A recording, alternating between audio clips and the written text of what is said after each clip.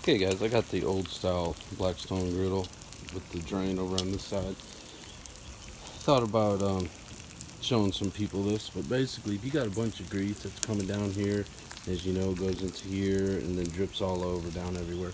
Well, if you just put a wire, I just have a safety wire, just kind of resting in there, and look at that. The grease will travel down the wire.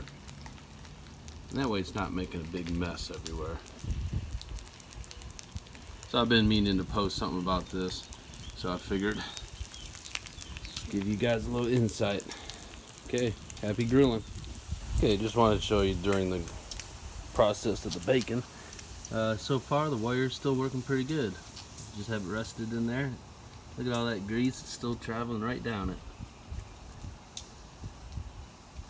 So in the past it would, you know, as you guys know, it would hit right there, dribble down, and then come down here.